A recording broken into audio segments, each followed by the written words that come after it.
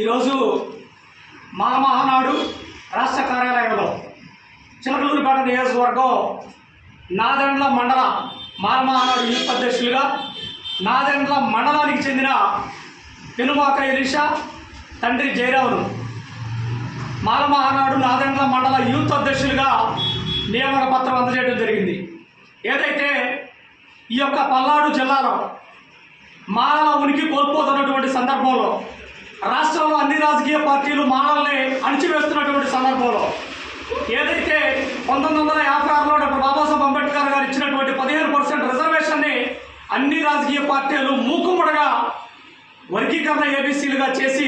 మాలామాదిగలను విభజించి బ్రిటిష్ ప్రభుత్వం చేసినటువంటి విభజించి పాలించే సిద్ధాంతాన్ని ఈరోజు భుజాన పెట్టుకొని మాలల్ని అన్ని రాజకీయ పార్టీలు దూరం చేస్తున్నటువంటి ప్రక్రియను దృష్టిలో పెట్టుకొని నేడు యూత్ అధ్యక్షులుగా నాదెండ్ల మండలానికి ఎలీషాని ఎంపిక చేస్తూ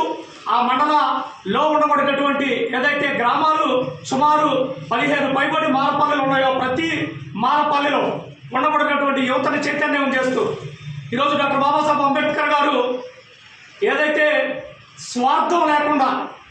స్వశక్తి మీద ఆధారపడినటువంటి జాతి ఏ త్యాగానికైనా వెనకాడదని ఏదైతే డాక్టర్ బాబాసాహెబ్ అంబేద్కర్ చెప్పాడో, అలాగా స్వశక్తి మీద ఆధారపడిన జాతి ఏదైతే ఉందో ఈ దేశంలో ఆ జాతి మానజాతిగా చెప్తూ నేడు అన్ని వ్యసనాలకి దగ్గరవుతూ ప్రభుత్వ సంక్షేమ పథకాలు ఈరోజు భారత రాజ్యాంగం ఇచ్చినటువంటి హక్కుల్ని కాలరాస్తూ ప్రభుత్వం కూడా ఈరోజు మాలలను అణచేస్తూ ఉంది. దానికి వ్యతిరేకంగా ఈరోజు మాలలకి దగ్గర చేస్తూ వారిని చైతన్యం చేస్తూ ఎస్సీ వర్గీకరణకు వ్యతిరేకంగా జరిగినటువంటి ఎస్సీ వర్గీకరణ మళ్ళీ కేంద్ర రాష్ట్ర ప్రభుత్వాలు పునఃసంహరించుకునే విధంగా సుప్రీంకోర్టు కూడా మరోసారి పునరాలోచించే విధంగా మా పోరాటం ఉండే దిశగా నాదెండ్ల మండలంలో విద్యార్థి విభాగాన్ని, మహిళా విభాగాన్ని, అలాగే ఇంకా ఉండబడినటువంటి మాలల మొత్తాన్ని చైతన్యం చేస్తూ ఉద్యోగస్తులను కూడా మాల మహానాడు జిల్లా కమిటీ, నియోజకవర్గ, రాష్ట్ర కమిటీల, జాతీయ కమిటీల పిలుపు మేరకు పనిచేయాలని, గ్రామానికి అంబేద్కర్ సార్ తీసుకెళ్లాలని ఈ సందర్భంగా తెలియజేస్తూ నూతనంగా ఎంపికైనటువంటి నాదెండ్ల